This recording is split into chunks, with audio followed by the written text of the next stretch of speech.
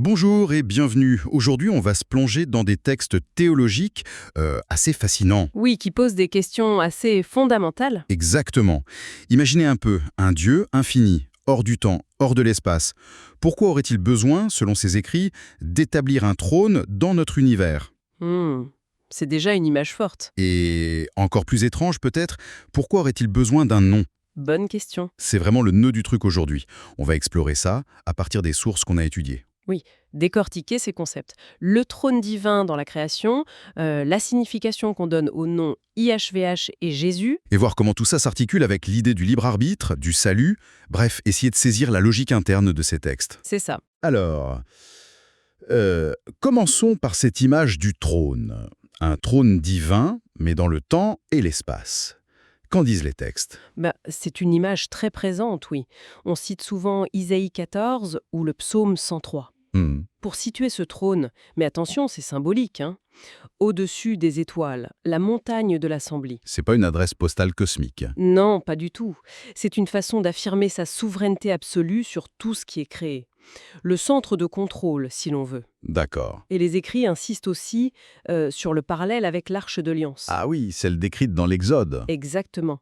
Et reprise dans l'Épître aux Hébreux, qui en parle comme d'une figure et ombre des réalités célestes. Une sorte de modèle réduit. En quelque sorte, oui. Cette arche, avec son couvercle en or, le propitiatoire, gardé par les chérubins, elle est vue comme une représentation terrestre du vrai trône céleste. Le point de contact symbolique. Voilà, c'est de là que Dieu communique qu'il règne selon ses textes. Je vois. Donc un trône qui marque l'autorité divine au sein de la création, pas juste un concept lointain. C'est ça, le point d'interaction majeur. Et alors, le lien avec le nom de Dieu. Les textes insistent beaucoup là-dessus apparemment. Ah oui, c'est absolument central dans l'argumentation des sources. On a plein de passages. Ouais. Dans Esdras, Samuel, les rois, même Isaïe, qui associent très clairement le lieu du trône, ou son symbole terrestre, comme le temple ou l'arche, Mhm. à l'endroit où Dieu fait résider son nom. C'est pas anodin comme expression. Fait résider son nom. Qu'est-ce que ça implique, selon ses écrits?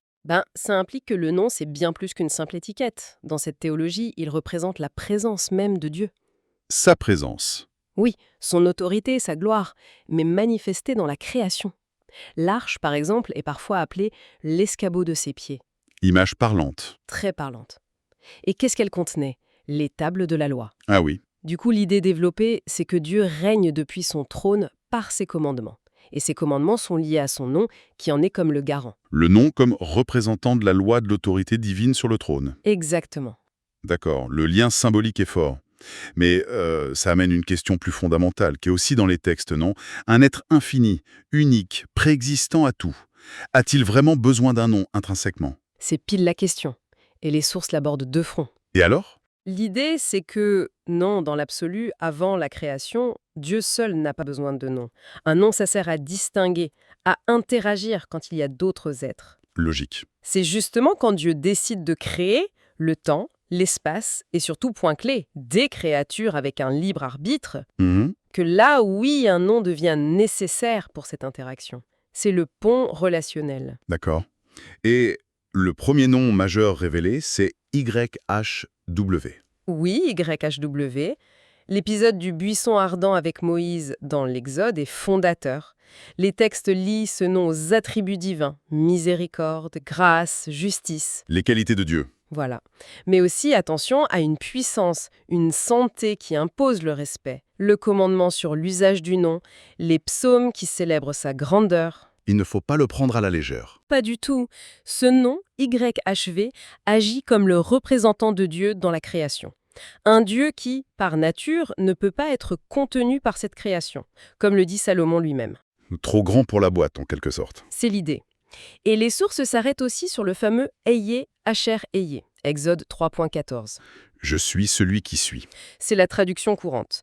Mais les textes explorent une piste liée au verbe hébreu haya, qui veut dire être mais aussi devenir. Devenir? Intéressant.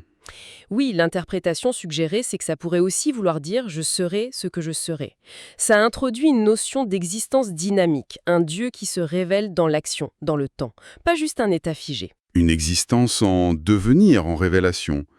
Ah, et c'est là, je suppose, que ça devient vraiment, vraiment intéressant, parce que les textes amènent un autre nom, Jésus. Exactement. Comment s'articule ce passage de YHWH à Jésus? C'est pas juste un changement d'étiquette, j'imagine. Non, pas du tout. Selon l'analyse présentée, l'idée forte, c'est que IHUVH, c'était pour un temps une étape préparatoire, D'accord. mais le plan divin global, pensé avant la fondation du monde, visait une révélation ultime sous un autre nom, Jésus. Jésus, la forme grecque de Yeshua en hébreu. C'est ça. Et les textes insistent. Yeshua, ça veut dire IHUVH sauve ou IHUVH et salut. YHWH sauve. Maintenant, si on combine ça avec l'idée de IHUVH comme celui qui est ou même celui qui devient, Oui. alors le nom Jésus prend une signification énorme. Celui qui est, devient et salue. Le salut n'est plus juste une action de Dieu, c'est inscrit dans son identité révélée. Celui qui est, devient et salue. C'est puissant comme formulation. Mais pourquoi ce besoin, selon les textes, de mettre le salut au cœur même du nom? Quelle est la logique derrière ça? Alors là, la connexion faite par les sources est systématique avec le don du libre arbitre. Le libre arbitre? Oui, aux créatures, anges et humains. Ce libre arbitre, c'est un don immense, mais potentiellement risqué tant qu'il n'est pas perfectionné. Risqué comment? Il contient la possibilité de faire le mauvais choix, de pécher. Et le péché, dans cette logique, c'est la séparation d'avec Dieu, la source de vie, donc la mort spirituelle. Et dans cet état, impossible de supporter la présence divine directe. Voilà. Donc l'argument, c'est que Dieu, en donnant ce libre arbitre et en connaissant les risques, aurait en même temps prévu le remède. Le plan B, ou plutôt le plan A, intégré dès le début. Plutôt le plan A, oui. Un moyen, non pas d'annuler le libre choix, mais de le guérir, de le perfectionner et de sauver les créatures des conséquences de leur mauvais choix. Et c'est là qu'intervient le nom Jésus. Exactement. Celui qui est devient et salue. Ce nom incarne cette intention de sauver.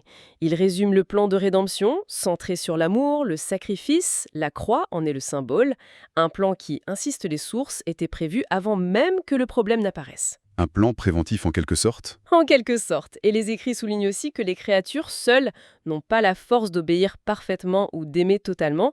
Elles dépendent de l'aide divine, de la grâce. Dieu aide ceux qui veulent, mais ne force personne. C'est ça.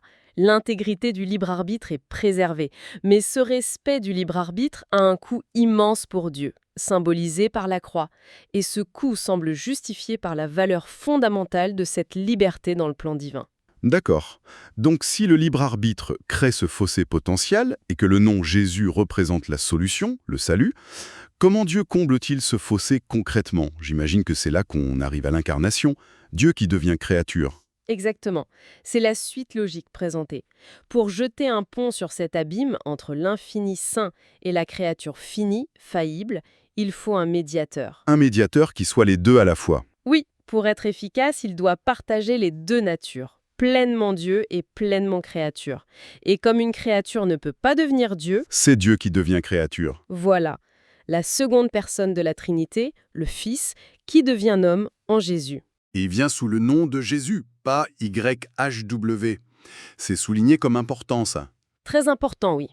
Il ne vient pas sous le nom YHW, qui est associé à la majesté, à la loi, et qui pourrait impliquer le jugement face au péché, Mais sous le nom Yeshua, Jésus, qui signifie explicitement le salut. C'est une démarche de rédemption pure, une main tendue pour guérir, réconcilier, pas une condamnation initiale. C'est radicalement différent comme approche. c'est une perspective assez renversante, oui. Et ce nom Jésus, comment il se rapporte à la Trinité, Père, Fils, Esprit dans ces textes? C'est le nom du Fils seulement? Ou Les textes suggèrent une unité d'action très forte au sein de la Trinité, qui converge autour de ce nom. Mhm. Il faut se rappeler la théologie trinitaire classique derrière ces écrits. Un seul Dieu en trois personnes. Et on voit le Fils venir au nom du Père, le Père envoyer l'Esprit au nom du Fils. Tout est lié.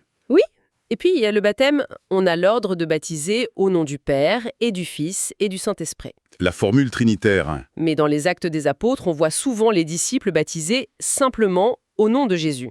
Intéressant ça. Comment c'est interprété? L'argument tissé, c'est que puisque les trois personnes collaborent pour le salut, et que c'est ça que veut dire Jésus, celui qui est, devient et salue, Eh bien, ce nom unique peut représenter l'œuvre salvatrice de la Trinité entière. Le nom résume l'action commune. C'est l'idée. D'ailleurs, dans l'Apocalypse, le nom sur le front des élus, c'est celui de l'agneau et du Père. Certains y voient une confirmation que Jésus pourrait englober cette action commune de salut. D'accord. Cela dit, les sources laissent une question ouverte, sans trancher définitivement. Laquelle? Quel nom était symboliquement sur le trône avant l'incarnation YHWH, le nom de la puissance et de la loi, ou déjà Jésus, le nom du plein éternel de salut, même s'il n'était pas encore pleinement révélé? Les deux facettes d'une même réalité, peut-être? C'est une possibilité laissée ouverte par les textes, oui. Bon, alors, si on essaie de résumer un peu tout ça, ce qui ressort fortement de ces écrits, c'est que le nom de Dieu, c'est bien plus qu'un mot. C'est l'expression d'un plan divin complexe. Et coûteux? Oui, coûteux pour Dieu lui-même. Le passage de YHWH à Jésus, ce n'est pas juste un changement, ça symbolise un mouvement de la révélation de l'être divin majestueux. Vers la révélation de son intention profonde, sauver. Et cette intention découle paradoxalement du risque pris en donnant le libre arbitre. Tout à fait. Ça donne l'image d'un Dieu qui ne crée pas juste de loin, mais qui s'implique totalement dans sa création. Jusqu'à devenir l'un d'eux, oui. Partager notre condition et porter un nom qui signifiait la solution au problème. Problème qu'il a lui-même rendu possible en donnant la liberté. C'est assez vertigineux. Absolument. Et ça nous laisse avec une question fondamentale. Une question que les textes soulèvent sans forcément y répondre de manière définitive. Oui. Pourquoi? Pourquoi ce choix initial d'accorder le libre arbitre, sachant, dans la logique de ce plan, le prix énorme, la croix, qu'il faudrait payer pour le guérir et racheter les créatures? Quelle est donc cette valeur suprême, ce bien ultime que le Créateur cherchait en offrant la liberté, une liberté si fondamentale qu'elle justifierait un plan de rédemption aussi radical et personnel? Une question vertigineuse, en effet, pour terminer notre exploration d'aujourd'hui. Merci de nous avoir rejoints pour cette discussion intense.